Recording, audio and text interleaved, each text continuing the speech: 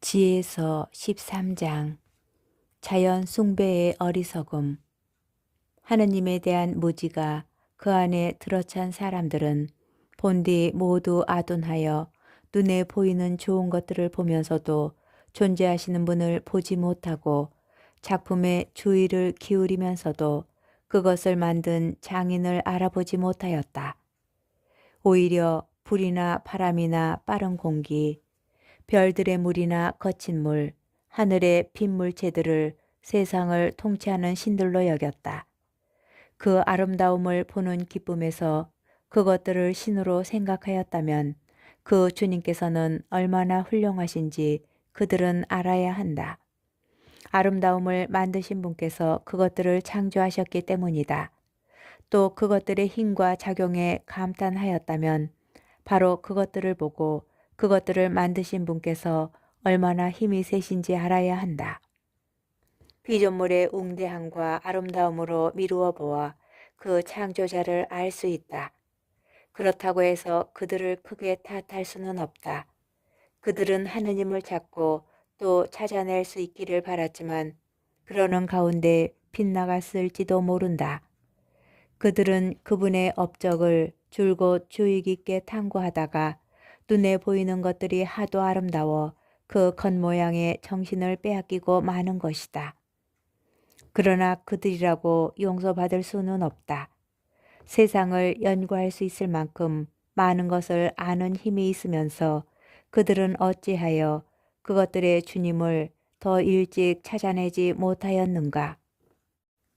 우상 숭배의 어리석음. 생명 없는 것들의 희망을 거는 자들도 불쌍하다. 그들은 사람 손으로 만들어진 것들, 솜씨좁게 다듬어진 금과 은, 동물들의 상, 또 옛적에 어떤 손이 다듬어 놓았다는 쓸모없는 돌을 신이라고 부른다. 목수를 보라. 그는 일하기 쉬운 나무를 톱으로 켜서 능숙하게 껍질을 다 벗겨내고 능란하게 솜씨를 부려 살림에 쓸모있는 기물을 만들어낸다. 일하다가 남은 나무 조각들은 음식을 만드는 데 쓴다. 그리고 배불리 먹는다. 그러고도 쓸데없는 조각이 남는데 목수는 구부러지고 마디가 많은 그 나무 토막을 가져다가 한가한 때에 정성을 들여 깎는다. 여가의 일거리로 그것을 손질하여 사람 모양으로 만들거나 볼품없는 짐승과 비슷한 것들을 만들어 황토색을 입히고 그 위에다 다시 붉은색을 칠하여 거기에 있는 흠을 말끔히 없앤다. 그 다음 그것에 맞는 집을 만들어 벽 속에 넣고 쇠로 고정시킨다. 목수는 그것이 떨어지지 않게 마음을 쓴다. 그 물건이 자신을 돌보지 못하기 때문이다. 그것은 정녕 목상에 불과한 것으로 남이 도와주어야 한다. 그런데도 재산이나 혼인이나 자녀들을 위하여 기도할 때에 생명 없는 그것에 대고 말하는 것을 부끄러워하지 않는다. 그렇게 무력한 것에 대고 건강을 위하여 간청하고 죽은 것에 대고 생명을 위하여 청원한다.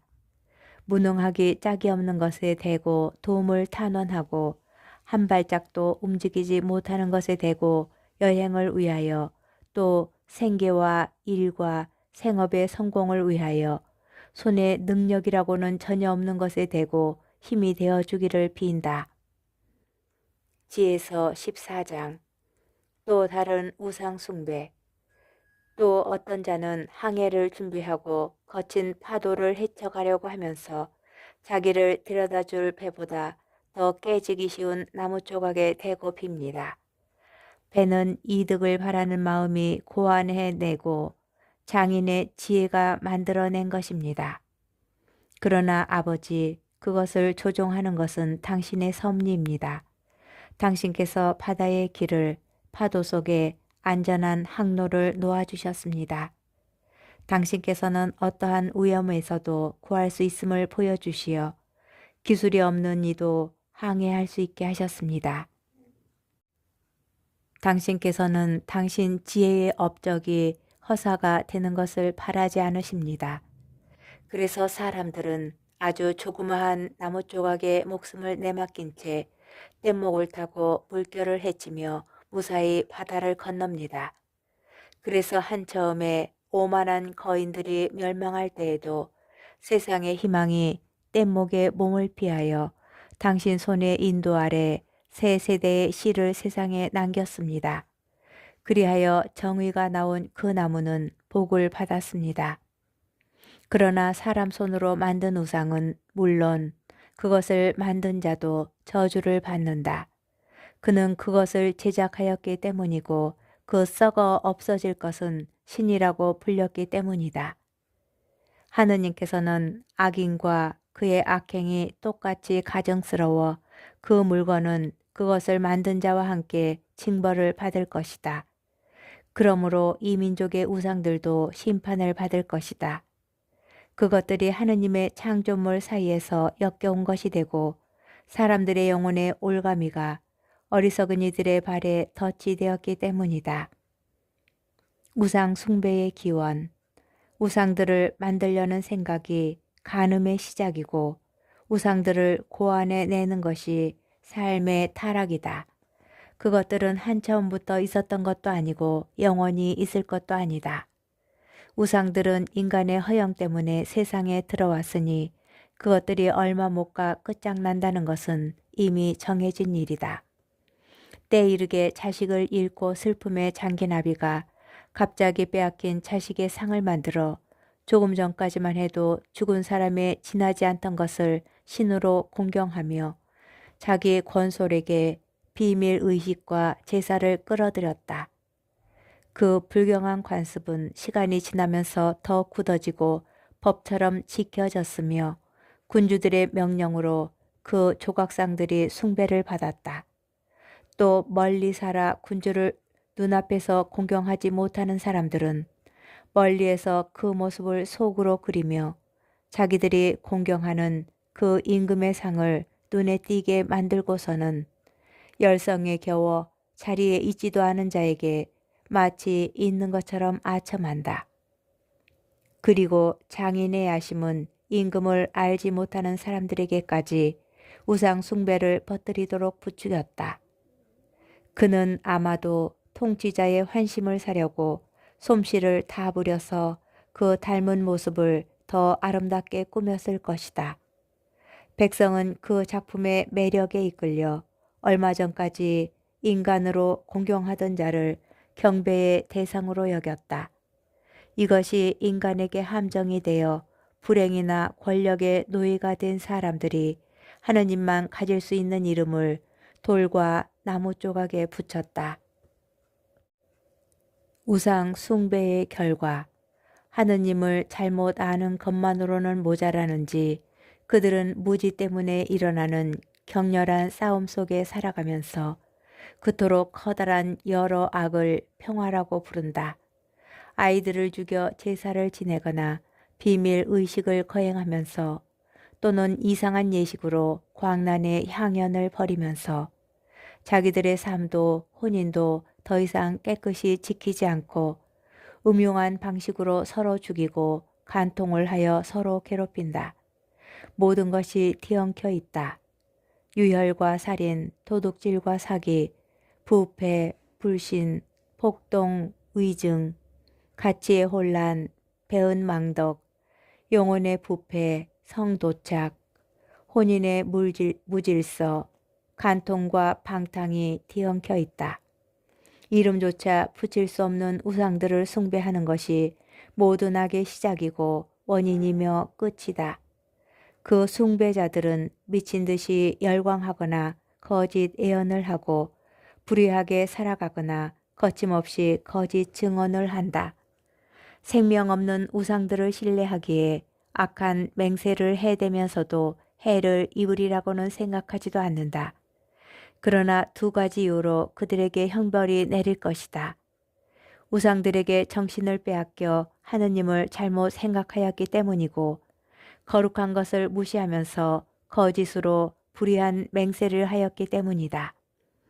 불의한 자들의 범죄를 언제나 뒤쫓는 것은 맹세할 때에 이름을 부르는 우상들의 힘이 아니라 죄를 저지르는 자들에게 내리는 징벌이다. 지혜서 15장. 우상 숭배에 빠지지 않은 이스라엘. 저희의 하느님, 당신께서는 어지시고 진실하시며 분노에 더디시고 만물을 자비로 통솔하십니다. 저희가 죄를 짓더라도 당신의 권능을 알기에 저희는 당신의 것입니다. 그러나 저희는 당신의 것으로 여겨짐을 알기에 죄를 짓지 않으렵니다. 당신을 알면 온전한 정의이고 당신의 권능을 깨달음은 불사의 뿌리입니다. 인간의 간악한 상상이 만들어낸 작품도 화공들의 보람없는 노고도 저희를 꾀하지 못하였습니다. 그것은 여러 가지 색깔을 칠해놓은 조각상일 따름입니다. 그러나 어리석은 자들은 그것을 보기만 하여도 욕망이 일어 목숨이 없는 죽은 형상의 그 조각상을 갈구합니다. 우상을 만드는 자와 그것을 갈구하는 자와 숭배하는 자는 악을 사랑하는 자들로 그들이 희망을 두는 그런 것들에나 어울리는 자들입니다.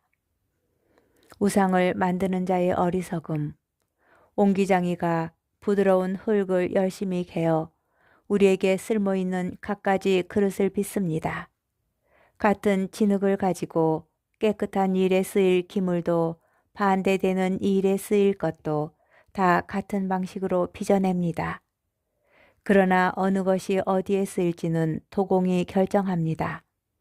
그런가 하면 부질없는 수고를 하며 같은 진흙으로 헛된 신을 빚기도 합니다.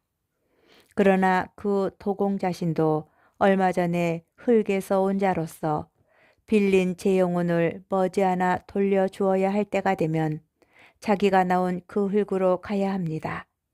그럼에도 그는 자기가 죽어야 하는 것도 자기의 삶이 짧다는 것도 염려하지 않고 금 세공인이나 은 세공인과 경쟁하고 청동 세공인을 흉내내며 보조품들을 빚는 것을 영광스러운 일로 여깁니다.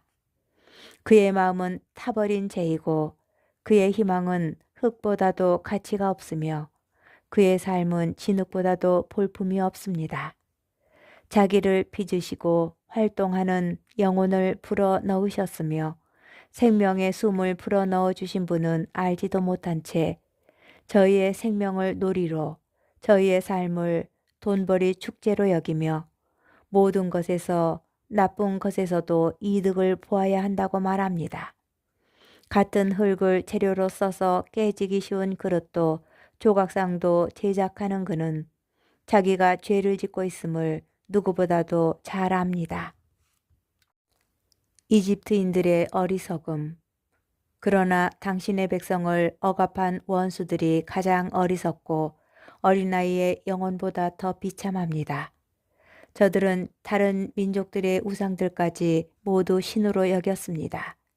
앞을 보려고 눈을 쓸 일이 없고 공기를 들이마실 콧구멍이 없고 소리를 들을 귀가 없고 무엇을 느낄 손가락이 없으며 발은 걷는 데에 쓸모가 없는 우상들을 말입니다. 그것들은 사람들이 만든 것이고 숨을 빌려 사는 자가 빚은 것입니다. 어떠한 인간도 자기와 비슷한 신을 빚을 능력이 없습니다. 죽어야 할 인간이 사악한 손으로 만들 수 있는 것은 죽은 것뿐입니다. 자기가 경배하는 것들보다 그 자신이 더 낫습니다. 그는 생명을 가지고 있지만 그것들은 결코 그러하지 못합니다. 게다가 저들은 가장 가정스러운 동물들까지 숭배합니다. 우둔한 것으로 비교하자면 그것들이 다른 것들보다 더 심합니다. 그것들은 동물 가운데에서 탐낼 만큼 모습이 아름답지도 않습니다. 하나님께 받은 인정과 복도 잃어버렸습니다. 지혜서 16장. 이집트인들과 이스라엘인들, 해로운 동물들과 매출하기. 그래서 저들은 같은 동물들로 응분의 징벌을 받고 또 벌레대로 고통을 받았습니다. 그러나 당신의 백성에게는 당신께서 그 징벌과는 반대로 은혜를 베푸시고 그들의 식욕을 채워주시려고 놀라운 맛이 나는 음식, 메추라기를 마련해 주셨습니다. 저들은 음식을 몹시 바랐지만 당신께서 저들에게 보내신 생물들의 흉한 모습에 식욕이 완전히 가셔버렸습니다.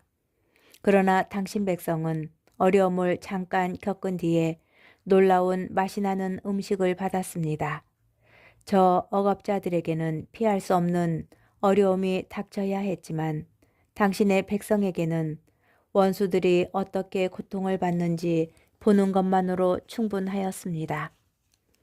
해충들과 구리뱀, 사나운 동물들이 무서운 기세로 당신 백성들에게 들이닥쳐 백성들이 그 구불거리는 뱀들에게 물려 죽어갈 때 당신의 진노는 끝까지 가지 않았습니다.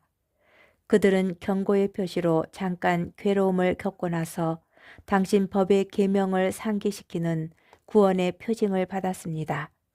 눈을 돌린 이는 자기가 본 것 때문이 아니라 모든 사람의 구원자이신 당신 덕택에 구원된 것입니다.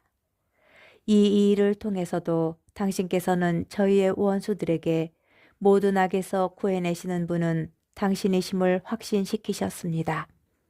저들은 메뚜기와 파리에게 물려 죽어가는데 그 목숨을 살릴 약이 없었습니다. 저들은 그러한 것들로 징벌을 받아 마땅하였던 것입니다. 그러나 독사의 이빨도 당신의 자녀들은 꺾지 못하였으니 당신의 자비가 도우러 내려와 그들을 고쳐주었기 때문입니다.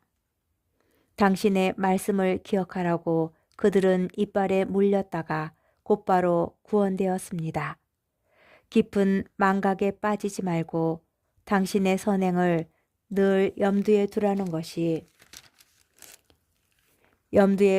것이었습니다. 그들을 낫게 해준 것은 약초나 연고가 아닙니다.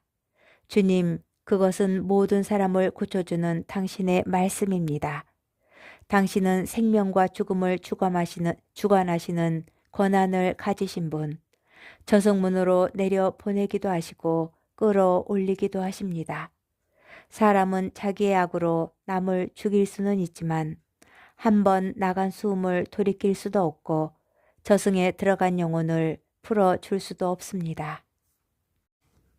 우박과 만나, 아무도 당신 손을 피하여 달아날 수 없습니다. 당신을 알아모시기를 거부하는 악인들은 당신의 억센 팔에 채찍질을 당하고 이상한 비와 우박과 그치지 않는 폭우에 쫓기고 불에 타 죽었습니다. 더욱 놀라운 일은 모든 것을 꺼버리는 물속에서 불이 더 세차게 타올랐다는 사실입니다. 우주가 의인들 편에 서서 싸웠기 때문입니다. 한때는 불길이 수그러져 악인들에게 보내진 동물들을 타 죽지 않게 하였습니다. 그리하여 악인들은 그 광경을 보고 하느님의 심판이 자기들을 쫓고 있음을 깨달았습니다. 또 어떤 때에는 그 불길이 물 한가운데에서도 어떤 불보다도 뜨겁게 타올라 불의한 땅의 소출을 망쳐버리기도 하였습니다. 그러나 당신의 백성은 당신께서 천사들의 음식으로 먹여 살리셨습니다. 그들의 노고 없이 미리 준비된 빵을 하늘에서 마련해 주셨습니다. 그 빵은 갖가지 맛을 낼 수 있는 것, 모든 입맛에 맞는 것이었습니다. 당신의 양식은 자녀들을 향한 당신의 달콤함을 드러내는 것으로 그것을 받는 이의 소원을 채워주고 저마다 원하는 대로 모양이 변하는 양식이었습니다. 그 눈과 얼음은 불을 견디어내며 녹지 않았습니다. 이는 우박 속에서도 타오르고 빛 속에서도 번쩍거리는 그 불이 원수들의 수확물은 망쳐버렸지만 의인들은 먹고 살게 하려고 그 본연의 힘까지도 잊어버렸음을 알라는 뜻이었습니다. 피조물은 자기를 만드신 당신을 시중들며 불의한 자들을 징벌하는 데에는 그 힘이 팽팽해지고 당신을 신뢰하는 이들에게는 득이 되도록 그 힘이 느슨해집니다. 그래서 피조물은 그때에도 온갖 형태로 바뀌면서 궁핍한 이들의 바람에 따라 모든 이를 먹여 살리는 당신의 선물로 쓰였습니다.